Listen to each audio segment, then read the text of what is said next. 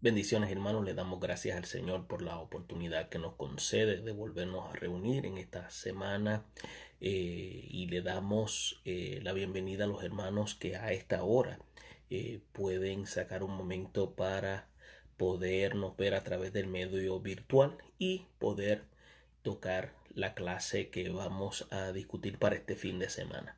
Vamos a estar hablando del libro nuevamente de Génesis y vamos a tocar efectivamente el capítulo 2, porciones del capítulo 2 y porción del capítulo 3 específicamente con el tema de la caída. Y vamos a hablar específicamente de la caída y las implicaciones sociales. Y vamos a estar tocando estos aspectos y vamos a presentar algunos elementos que puedan ayudarles a ustedes en la preparación de esta clase y que a la misma vez esta pueda ser de bendición en sus congregaciones.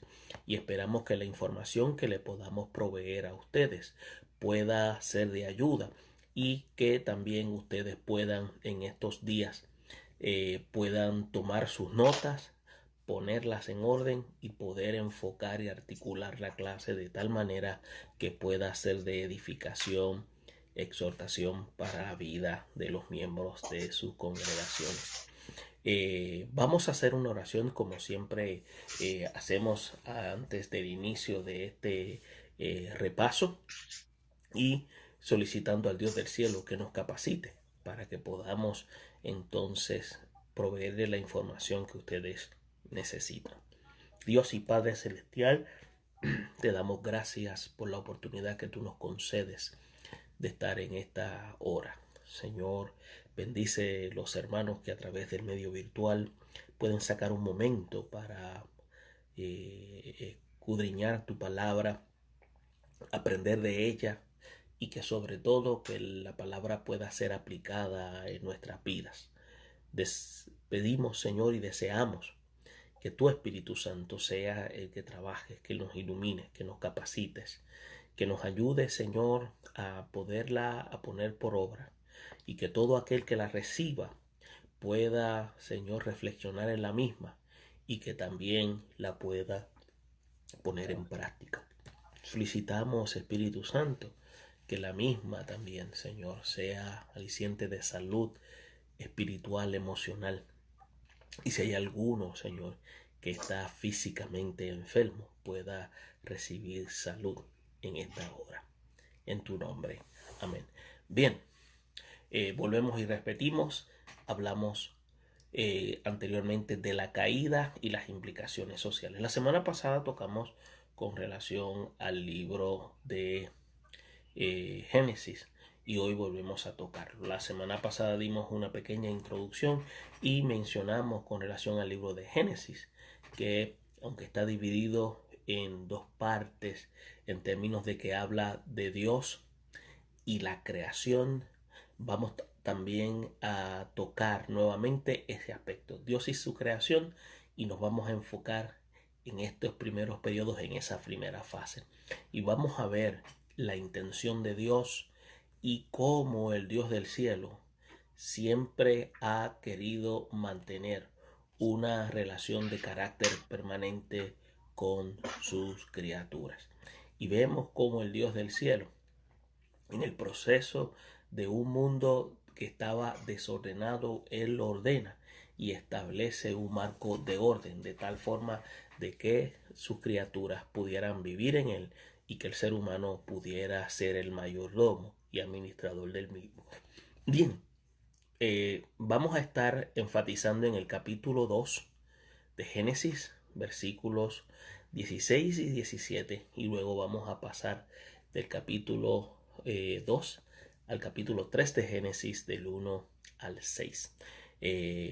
Como siempre hacemos, vamos a hacer lectura de los mismos y vamos luego a mencionar algunos aspectos para que ustedes puedan tomar sus notas y a la misma vez se puedan preparar para el mismo.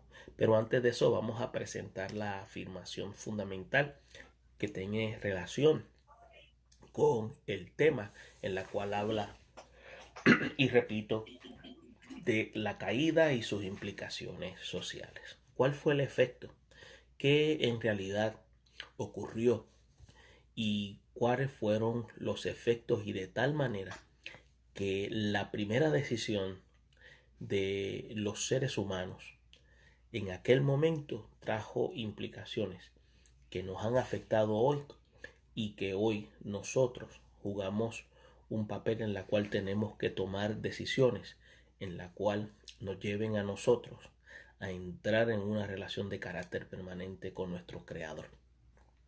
Y por eso dice la afirmación fundamental: la desobediencia a Dios afecta la personalidad del ser humano y trae como consecuencia ruptura.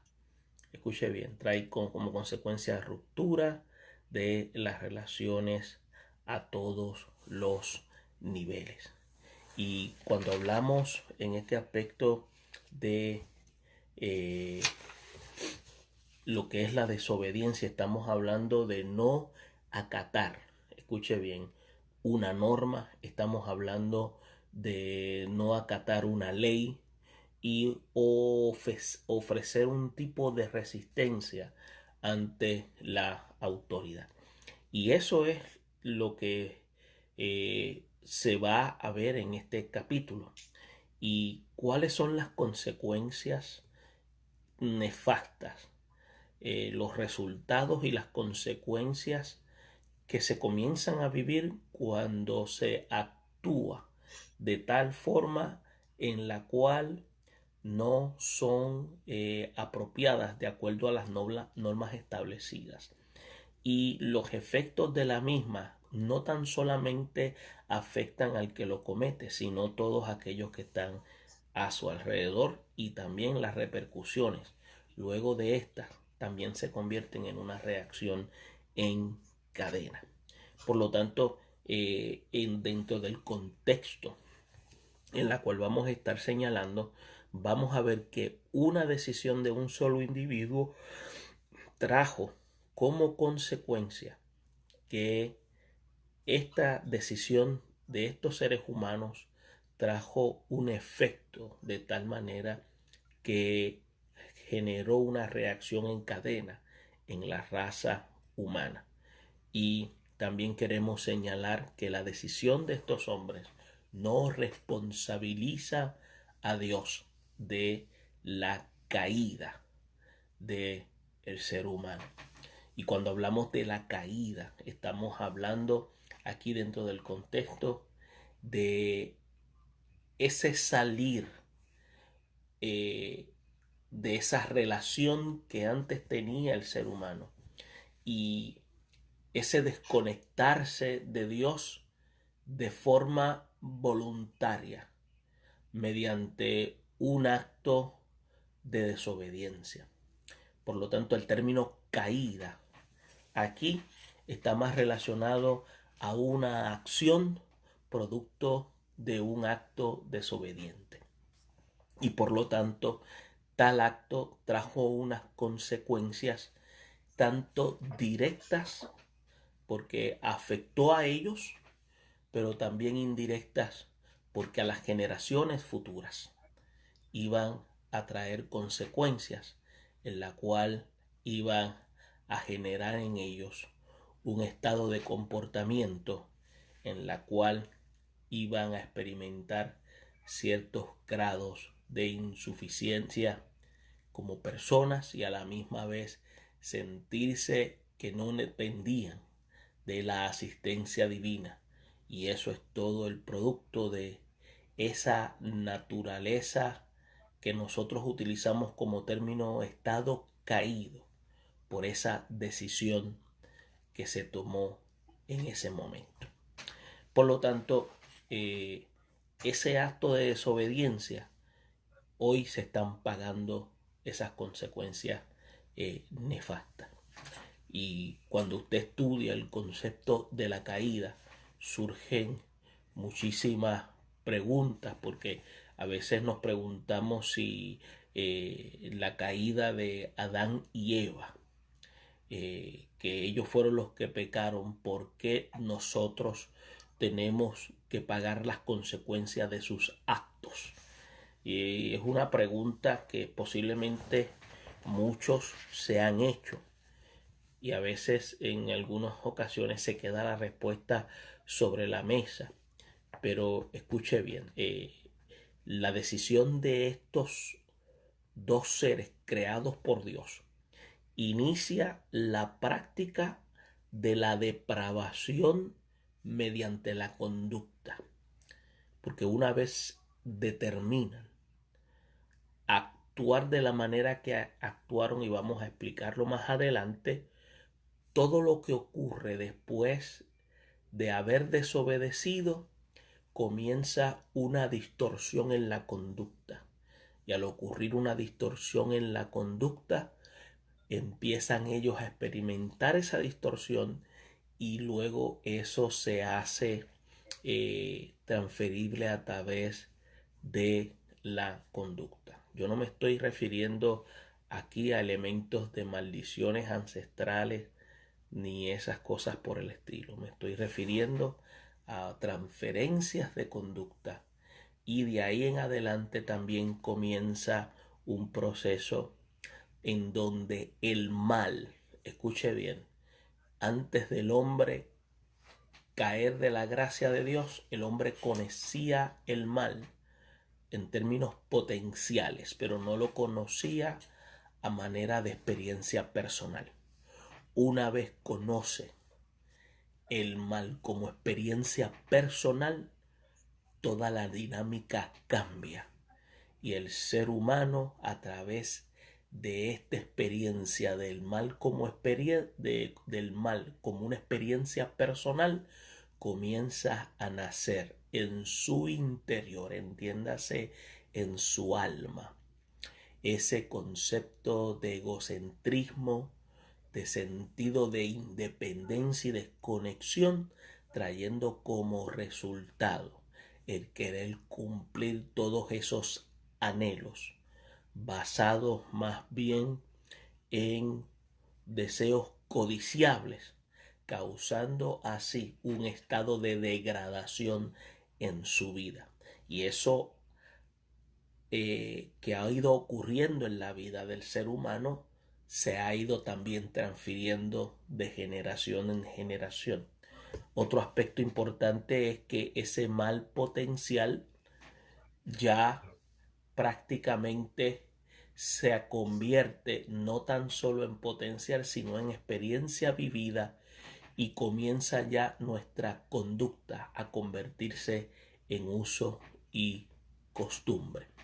Otro aspecto es que ya se va dando cuenta de que el mal no es algo que está intrínseco en un lugar, y es lamentablemente desarrollado y se convierte parte de la conducta del individuo, porque es algo que se ha quedado impregnado en su ser por esa conducta desobediente. Por lo tanto, todos estos aspectos, cuando se hace análisis en términos teológicos, hubo un proceso probatorio donde Dios facilitó todos los medios para que el hombre pudiera estar en total y permanente armonía con él. Pero era necesario que el hombre experimentara la tentación para poder determinar su integridad y obediencia hacia su creador. Escuche bien, la tentación era todo aquello en donde el hombre podía determinar, en donde el hombre podía decidir el tomar o el rechazar. Y es donde el hombre podía tener la última palabra. Todo aquello donde el hombre puede tener la última palabra significa que tenía esa autoridad para rechazar. Tentación no puede ser aquello donde el hombre no pueda tener la última palabra. Por lo tanto, era necesario que para que la integridad, y entiéndase integridad, la palabra lo define como vida de santidad, vida de dedicación, fuera exclusiva y única para el Todopoderoso, era necesario que fuese a través de este proceso probatorio. Muchos posiblemente no han escuchado esto que le he mencionado, pero sí era necesario. Otro aspecto importante es que también queremos presentar de que Dios no es responsable de la caída del ser humano. Dios hizo al ser humano bueno, santo, y para poder que esa santidad llegara a su máxima plenitud, era necesario que pasara por un proceso probatorio. El Edén, que es ese lugar de deleite, fue el lugar diseñado para que él pudiera experimentar ese proceso de tentación y tomar la decisión adecuada de permanecer de manera permanente con Dios o rechazar esa relación permanente con su creador. Todos estos aspectos es bueno tenerlos a colación, porque es bien importante que tengamos presente, porque tenemos que entrar dentro del contexto del autor del libro del Pentateuco, y muchos le llaman el autor mosaico. ¿Por qué? Porque se utilizan elementos figurados dentro del libro de Génesis, específicamente en este capítulo 2 y 3. Por eso es que usted va a escuchar que se habla de un árbol de la vida. Algunos le llaman el árbol sacramental. Otros le llaman, está también el árbol místico del conocimiento. Está el mandamiento positivo de toda la ley, en la cual dentro de ese Edén Dios ha establecido unos parámetros y unos órdenes éticos. También se habla de una espada de fuego para resguardar el huerto del Edén. Y si usted se pone a analizar y utilizar un poco el sentido común, quiere decir que hay ciertos elementos místicos dentro de esta historia.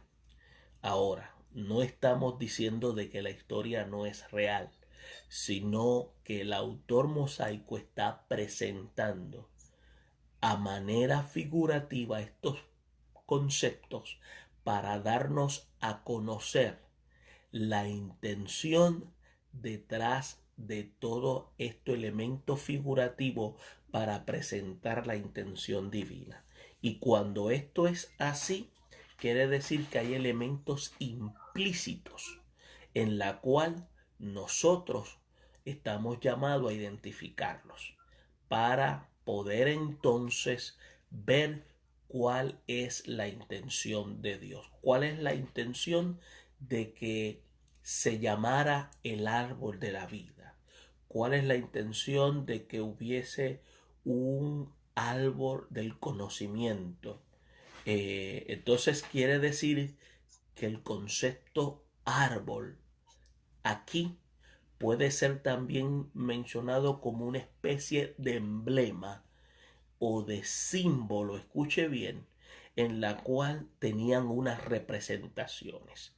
Por lo tanto, es bien importante que usted identifique el huerto del Edén como un medio ambiente especial que Dios había diseñado como un lugar apropiado para llevar a cabo ese proceso probatorio que habíamos señalado, y que el hombre pudiera tomar la decisión correcta de tener una relación permanente con él. Esto no es una leyenda, esto no es una alegoría, esto es algo que ocurrió y que el autor del Pentateuco lo presenta de esta forma, utilizando conceptos místicos y figurativos para que usted y yo podamos ver a manera de simbolismo que el Dios Todopoderoso es un Dios que en la creación, desde la creación, su soberanía la relativiza, convirtiéndose en un ente moral hacia su criatura. Entonces, ¿qué pasa? ¿Qué es la representación del árbol de la vida? El árbol de la vida es un emblema, escuche bien, de cómo el hombre tenía que vivir. En otras palabras, es un emblema de vida relacional. Y también es lo que representa la comunicación de vida divina al hombre y la dependencia de este hombre constante con su creador.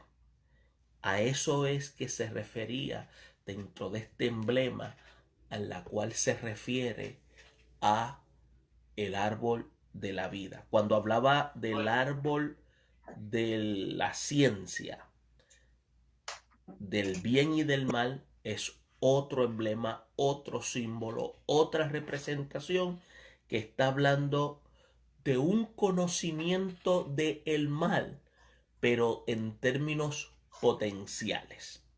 No era que el hombre practicaba el mal, no era que el hombre tenía contacto con el mal, era que el hombre tenía conocimiento del mal en carácter potencial, pero no en carácter de experiencia. Y es bien importante que sepamos eso los maestros cuando toquemos ese punto. Otro aspecto, el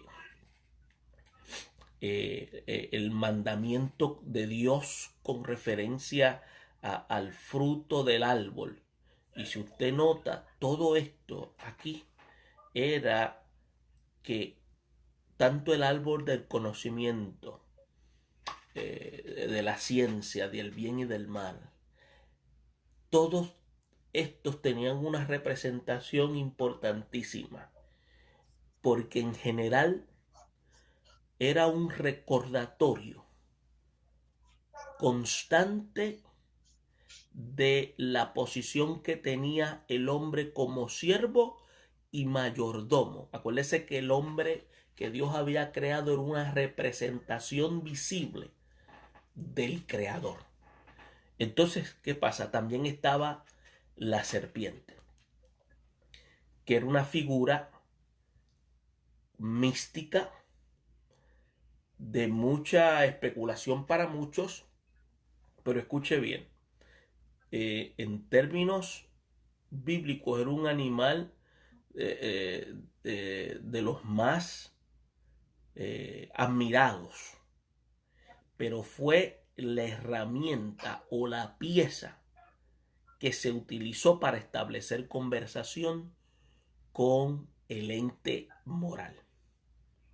Por eso es que aquí se utiliza varón y varona. ¿Y por qué no se usa hombre y mujer? Se usa varón y varona porque Dios los pone como coiguales.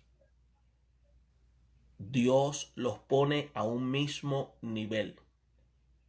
La única diferencia es que cambia su género. Uno es masculino, uno es femenino. Pero ante los ojos de su creador son iguales.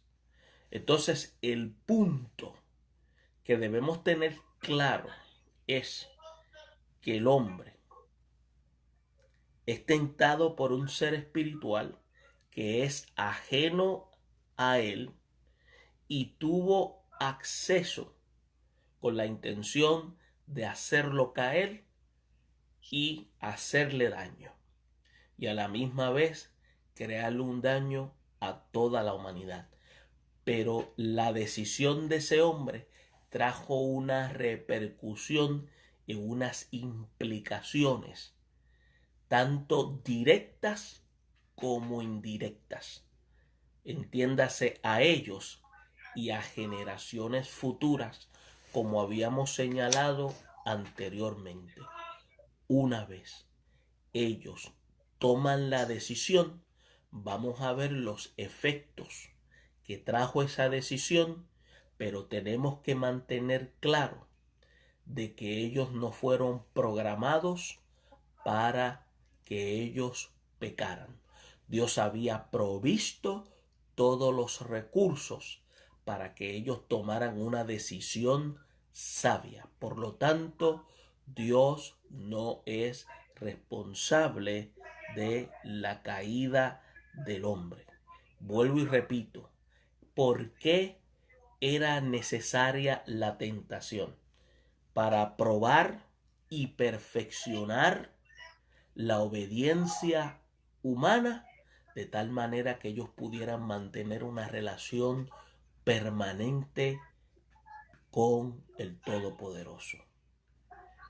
Era un ente santo, pero tenía también la capacidad de escoger de manera libre. Por lo tanto, la tentación tenía que llevarse a cabo para que el ser humano pudiera manifestar esa santidad en toda su plenitud y ese libre albedrío para determinarla. Ahora bien, cuando se habla de santidad, la palabra más exacta es vida de integridad. Bien, les hago mención de todos estos aspectos y espero que esto les ayude a ustedes como maestros, porque a veces queremos como justificar que por qué los primeros pecaron y nosotros estamos pagando consecuencias. Y es que la acción de los primeros fueron a la misma vez consecuencias que fueron repitiéndose y fueron que pasando de generación en generación. Ahora vuelvo y repito, yo no me estoy refiriendo a maldiciones ancestrales. Ahora, en Cristo, cuando dice todas las cosas son hechas nuevas, todo aquí es un absoluto. Significa que va a haber una modificación de conducta para que no exista. Y cuando digo no exista, quiere decir que vamos a tener una mente clara para poder discernir apropiadamente, a rechazar lo malo y abrazar lo bueno, pero va a estar en nosotros el tomar esa decisión. Y vamos a tener una claridad porque ahora hemos sido iluminados con la verdad. ¿Y qué es la verdad? Nuestra verdad, nuestra condición, que cuando estábamos sin Dios, estábamos desenfocados de nuestra realidad existencial.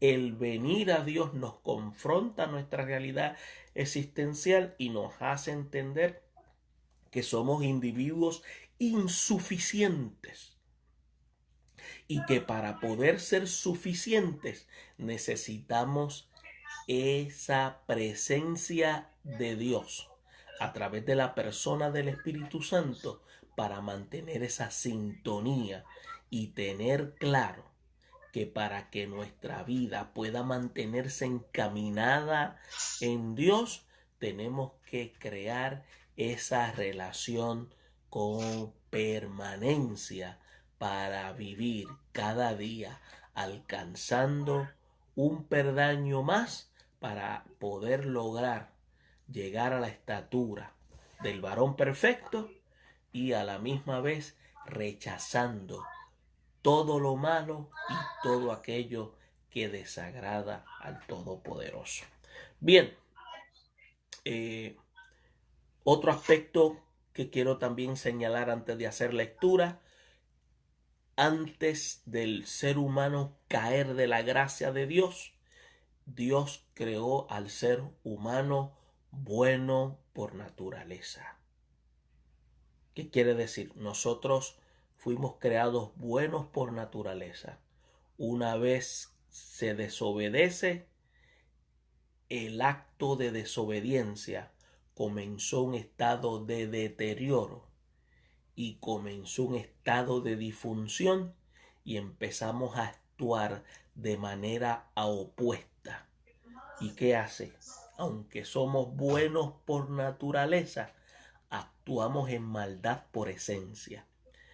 Pero el venir a Dios, comenzamos entonces a ubicarnos en su orden para comenzar a comportarnos conforme a la manera que Él nos creó, buenos en naturaleza, y aprender a rechazar todo lo malo a través de el ojo del Espíritu con una capacidad de discernimiento. Vamos a hacer lectura de los pasajes y luego de hacer lectura de los pasajes entramos para discutir algunos elementos de los mismos y ustedes puedan tomar sus notas y ustedes se puedan preparar para esta lección de este fin de semana.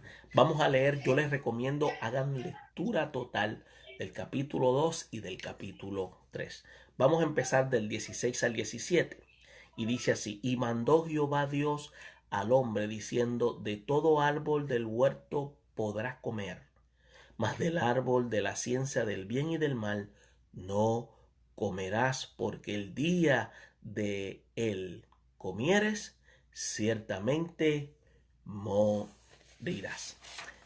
Entonces, vamos a ver aquí en capítulo 3, y aquí en el capítulo 3 dice lo siguiente: pero la serpiente era astuta más que todos los animales del campo que Dios había hecho, la cual dijo a la mujer: con que Dios os ha dicho, no comáis de todo árbol del huerto.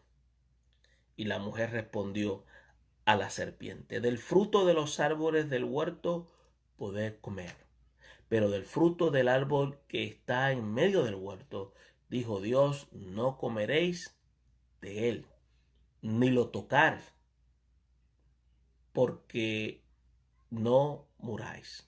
Vuelvo y repito: no comeréis de él ni le tocares, para que no muráis. Entonces la serpiente dijo a la mujer: no moriréis, sino que sabe Dios que el día que comáis de él serán abiertos vuestros ojos, y seréis como Dios, sabiendo el bien y el mal.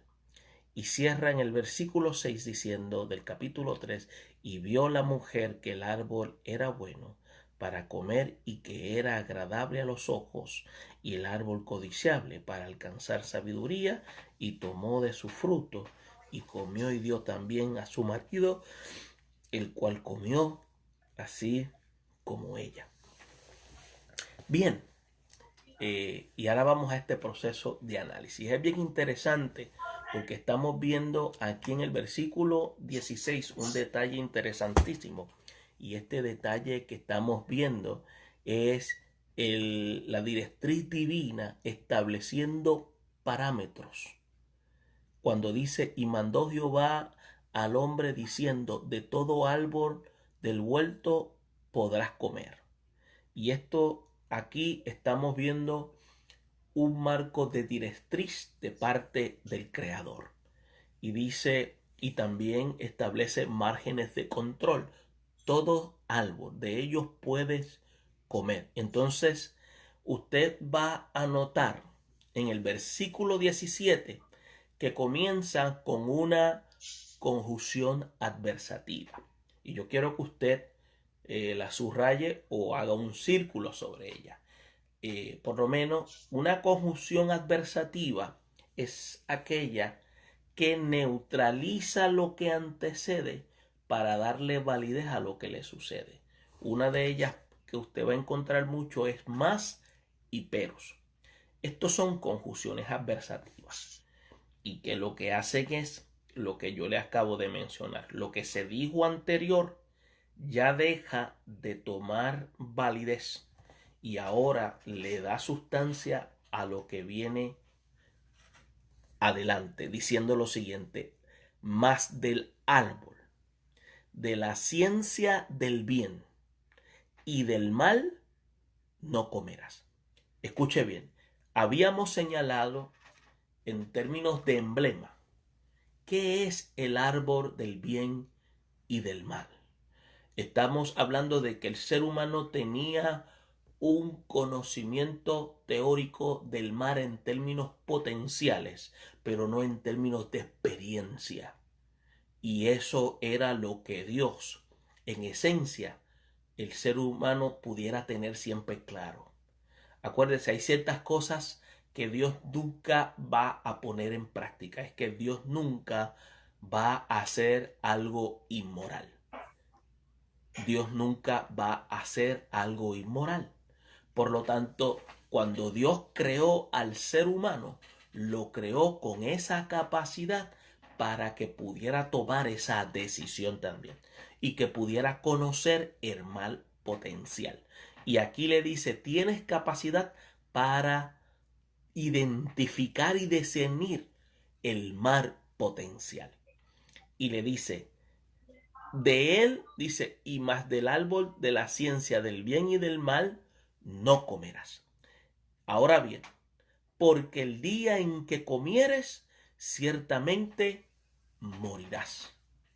Por lo tanto, ¿qué hay detrás de este contenido? Cuando dice el probar del comer del fruto, es una demostración de la siguiente. Yo le había dicho a ustedes la semana pasada, aquí hay un detalle interesante. O sea, yo te autorizo, dice Dios a Adán y Eva, te puedes comer todo lo que hay, pero es importante que entiendas algo. Y es como yo le estaba diciendo a ustedes la semana pasada. Dios le está diciendo, no trates de ser como yo. No trates de jugar el papel de ser Dios. No trates de jugar el papel de ser todopoderoso.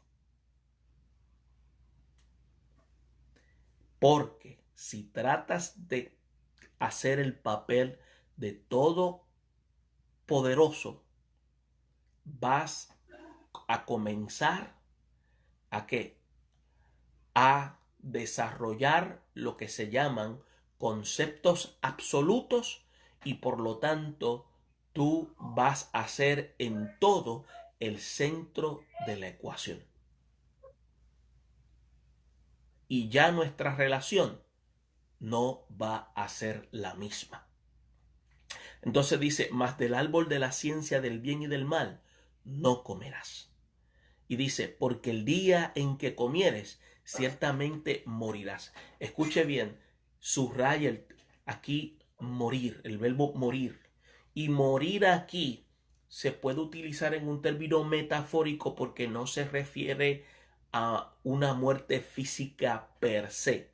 Aunque está incluida, morir aquí tiene unas implicaciones aún mayores porque le está queriendo decir, tratas de ser como yo, va a ocurrir en ti un estado de degradación, de disfunción, en la cual vas a comenzar a deteriorarte espiritual, emocional y como último físicamente hasta volver al polvo.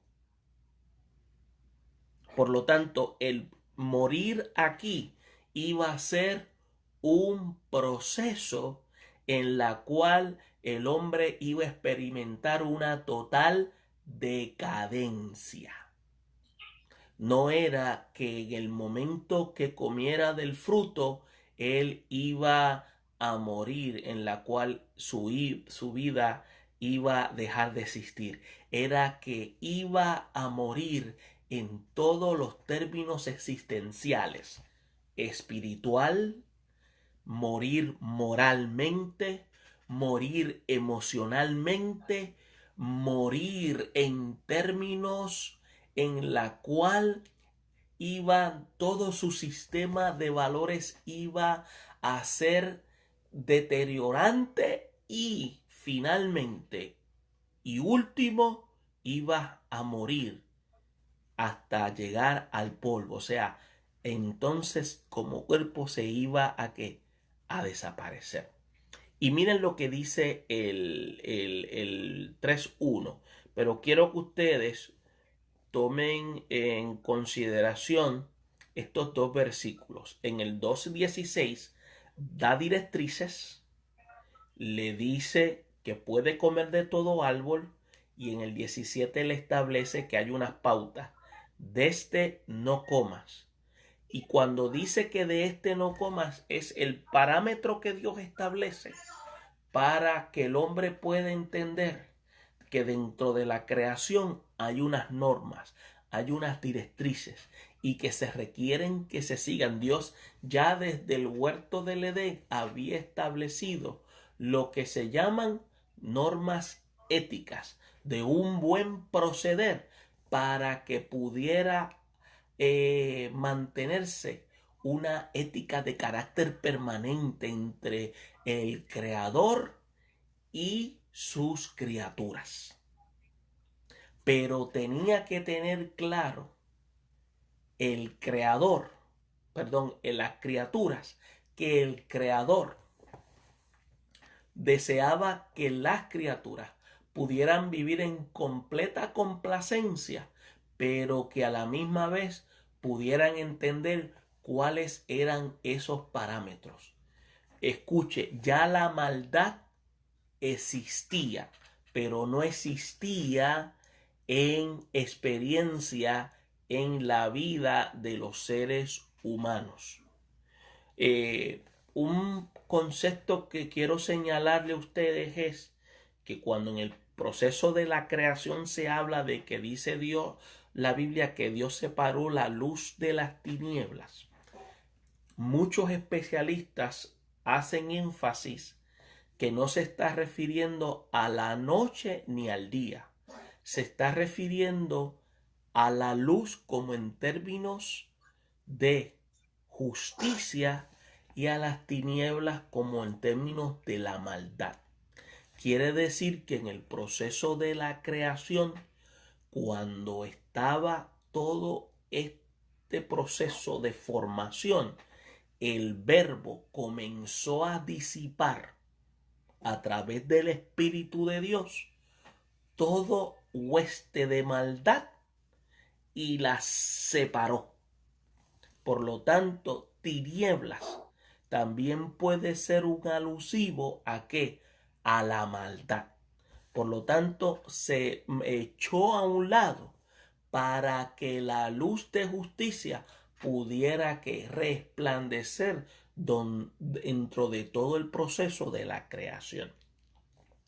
Bien, es bien importante eso. Quiere decir que cuando ya Dios establece estas pautas, estas directrices para establecer márgenes de control, ya nos está diciendo de manera implícita que ya la maldad existía, porque ya existía que existían seres que habían ya causado efectos de maldad, entiéndase, huestes celestiales que habían sido arrojadas y por lo tanto podían también que interrumpir en el proceso durante que la creación, y era necesario que lo que Dios había creado pudiera mantenerse íntegro.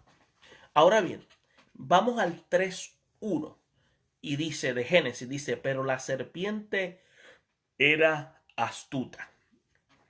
Y aquí se tiene que analizar en un término dentro del contexto cómo el autor mosaico lo quiere presentar. Está queriendo ver cómo las huestes de maldad utilizan como herramienta de comunicación a la serpiente, porque mire cómo la describe: más que todos los animales del campo, Jehová Dios había hecho, la cual dijo a la mujer, y miren cómo empieza con una interrogante, con que Dios os ha dicho. ¿Cuál es la intención de esta pregunta? ¿No comeréis todo árbol del huerto? Acuérdese que los versículos en la Biblia no tienen cierto tono, no tienen, usted tiene que darle el tono. Esto da la impresión, basado en análisis, de que la pregunta tenía una connotación de despertar duda. Por lo tanto, aquí quiere decir que se inyectó duda. Y en el versículo dice, en el versículo 2 dice que la mujer responde a la serpiente, dice, del fruto de los árboles del huerto podemos comer, porque esa fue la directriz. Pero, y aquí hay otra conjunción adversativa,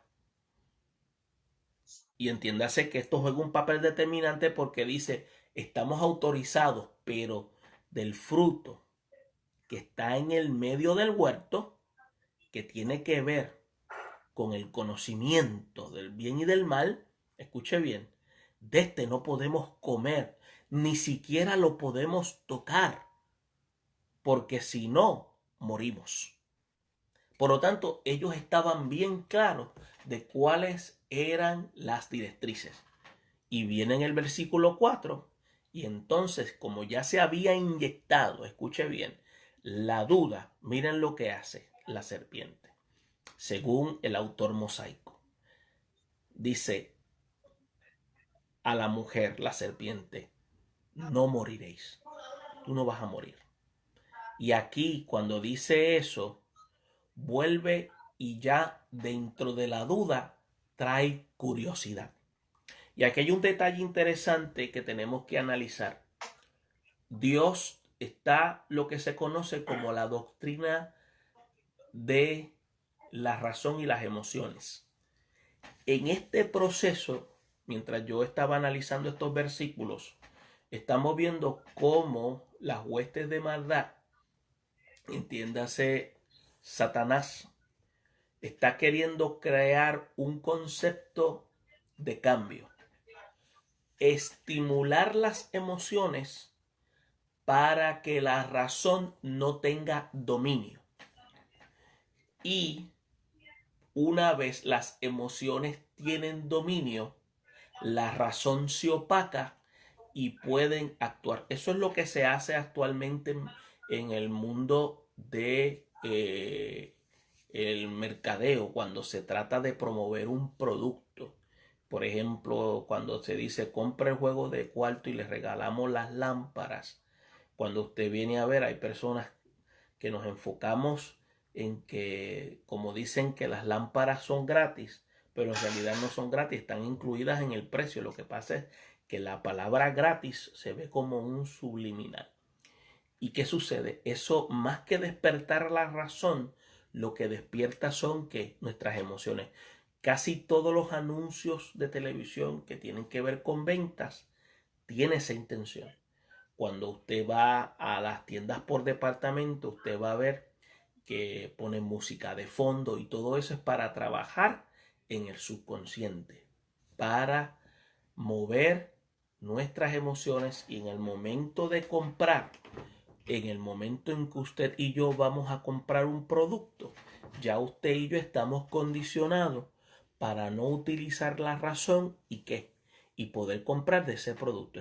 Hay elementos más profundos, pero aquí estamos viendo cómo desde el principio se está tratando de opacar la razón para que entonces las emociones tomaran dominio.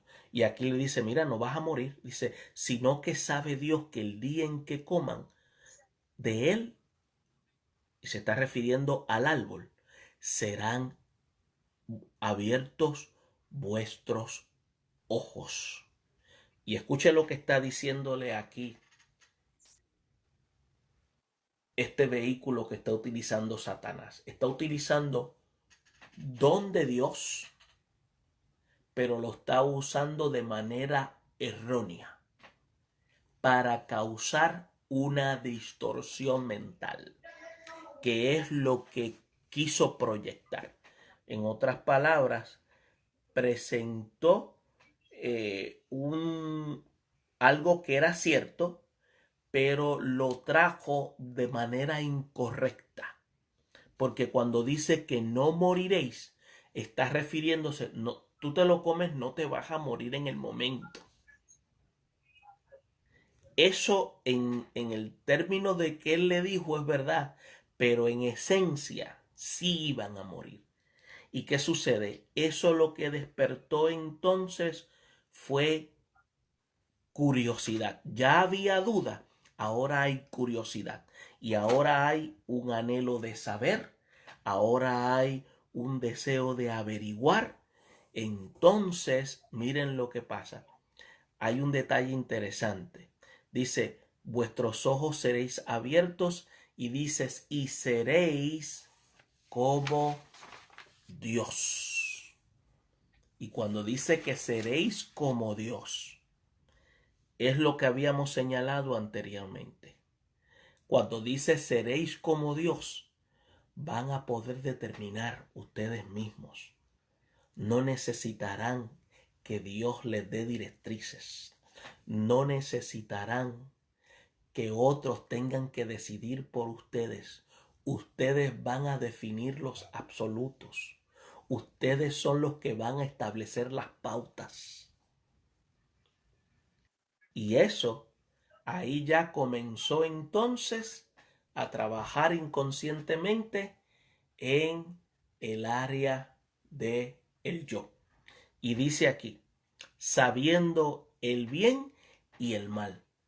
Ellos ya conocían el bien por experiencia y el mal lo conocían por carácter potencial en teoría. No era necesario conocerlo por experiencia, porque con lo que Dios había puesto de manera intuitiva era suficiente.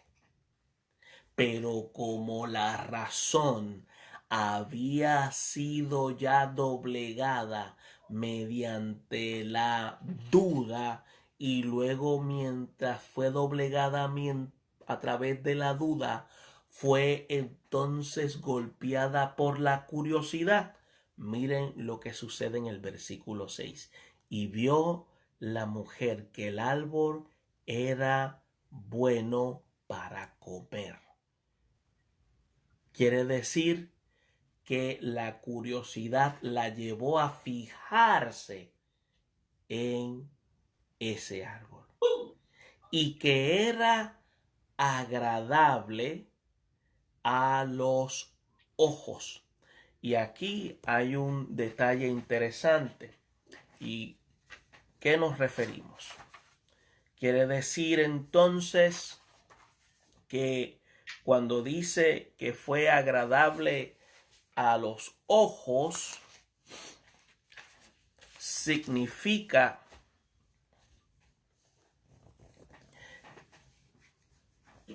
que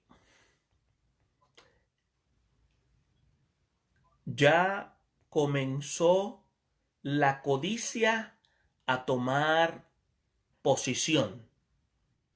Y dice aquí, y más adelante lo señala, dice, agradable los ojos y el árbol codiciable. Y aquí codiciable significa ser atractivo. Y cuando comenzó a ser atractivo para alcanzar sabiduría. Un elemento que yo quería mencionarles a ustedes es que todo lo que yo les señalé con relación a la razón y las emociones, ¿qué pasa? Una vez la razón fue doblegada,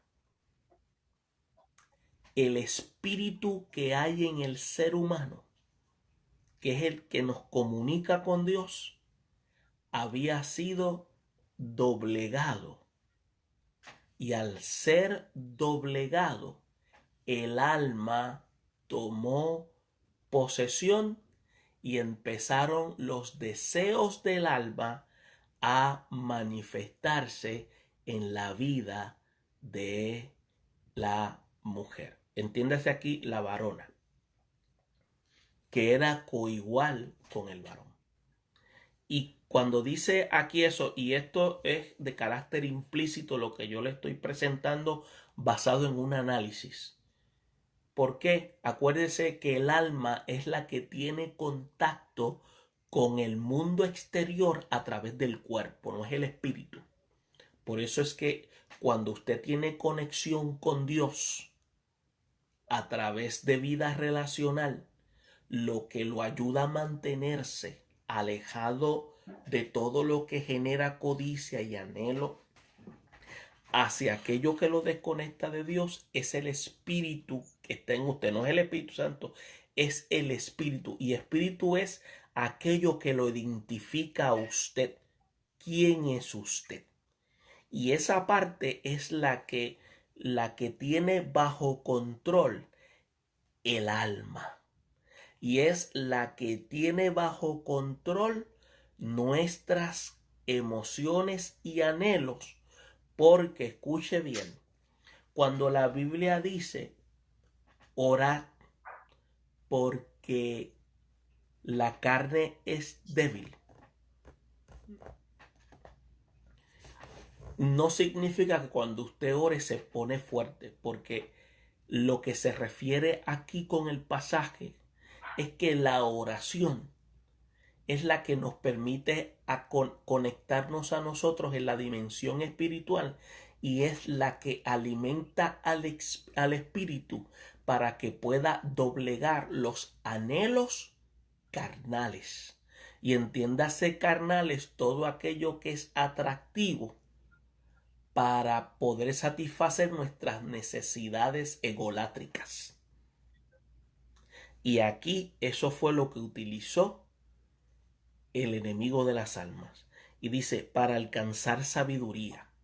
Por eso es que cuando la Biblia dice que el corazón es engañoso, estamos viendo aquí cómo el alma fue la que tomó posición, porque corazón en la Biblia no se refiere al músculo cardíaco, se refiere a la parte del pensamiento que es controlada por el alma, y aquí actuando de una manera sin discernimiento, y cuando actúa sin discernimiento por naturaleza y sin temor a equivocarme, siempre comete fraude, siempre falla.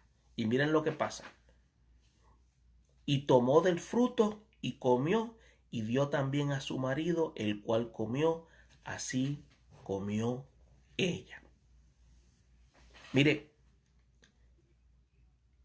este es el proceso de las implicaciones.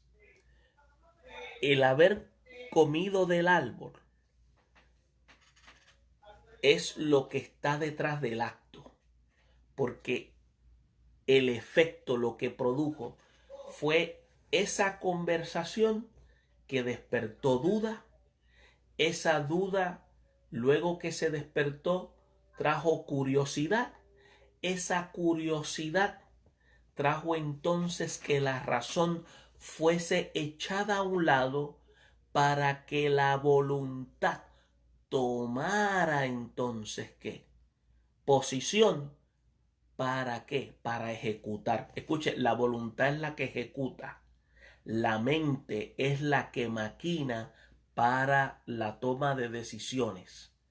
Pero como el espíritu, en el momento en que entró en diálogo, perdió la capacidad de discernimiento, porque no cortó la comunicación, sino que en el momento de entrarse en el diálogo, hubiese dicho, hemos recibido directriz de no comer del árbol. Y volví, no, no morirá, no, sabemos que no vamos a morir, pero no vamos a comer. Cortaba la comunicación, ahí todo se acababa, y ya el hombre entraba en una plena santificación. Pero continuó en ese proceso de diálogo, haciendo entonces que a través del diálogo entrara entonces la duda, la curiosidad, entonces el alma tomara posición sobre el espíritu, y a través del alma la voluntad es la que entonces se encargó de ejecutar. Por eso es que vamos a ver las consecuencias, que luego que comió del fruto, dice que sus ojos fueron abiertos. ¿Y qué fueron abiertos? Fueron abiertos a una realidad de la experiencia del mal. Y cuando abrieron los ojos a lo que abrieron los ojos no fue a la sabiduría, fue a la experiencia del mal. Y cuando esos ojos a la experiencia del mal fueron abiertos, fueron arropados por la vergüenza, y por eso se dieron cuenta que estaban desnudos. Antes estaban desnudos y no lo veían mal. Pero, ¿qué sucede? La dignidad había caído en una postura de ¿qué? De vergüenza, porque habían sido engañados. Y esa es la parte. De ahí en adelante, ¿qué sucede? Comenzó entonces un estado de sentido de culpa que antes no existía. Sentido de descomplacencia que antes no existía. Un sentido de culpabilidad continua que antes no existía. Y ahí nace también esa conducta de poco a poco la semilla de la continuidad en hacer el mal, porque el haber decidido ir y tomar trajo como efecto el continuar el hacer el mal, aunque ya habían experimentado del mismo, pero iban a hacer esa impulsividad. Es como el adicto, algunas personas que han caído en el mundo de la droga, algunos dicen que simplemente fue una sola vez y desde esa primera vez se hicieron adictos. El pecado se hizo adictivo en la vida de los seres humanos, pero en la parte del alma, y empezó a aflorar otro tipo de deseos que antes no estaban, y empezaron a opacar virtudes que Dios había puesto, y que éstas comenzaron a aflorar cada vez que el tiempo pasaba, y luego que comenzaron a procrearse, fueron transferidas a través de la conducta.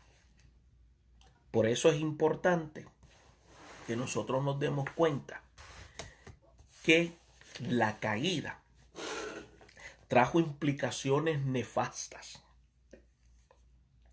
Y esas implicaciones nefastas no fueron porque Dios las permitió, fue porque el hombre, entiéndase hombre y mujer, tomaron la determinación por sí mismos, por ese libre albedrío que Dios le había otorgado. Y en el momento en que llegó ese proceso probatorio, en vez de cortar la comunicación, siguieron en el diálogo, y a través del diálogo fue donde surgió la duda, la curiosidad, y ahí es donde de la curiosidad nació esa codicia de querer anhelar para alcanzar algo que ellos ya tenían en pureza, que era ese conocimiento que Dios le había dado. El deseo de tener más cuando ya lo tenían. Quiere decir que en un momento ya lo mucho no era suficiente. Yo espero que esta información le ayude a ustedes a la preparación de la clase y que ustedes puedan entonces este fin de semana discutir de manera saludable y de manera edificante con sus hermanos en sus congregaciones estos puntos, para que puedan comprender que Dios no es responsable de la caída del hombre. El ser humano toma por decisión propia el querer desviarse de esa dinámica relacional, y por eso esas consecuencias nefastas en la cual la sociedad el mundo ha estado en un estado de degradación porque hemos querido ser el igual que Él. Por eso, Dios nos insta a que nosotros entendamos que sin Dios nosotros no podemos hacer nada. Bendiciones a todos, buenas noches, Dios les guarde y nos veremos la próxima semana.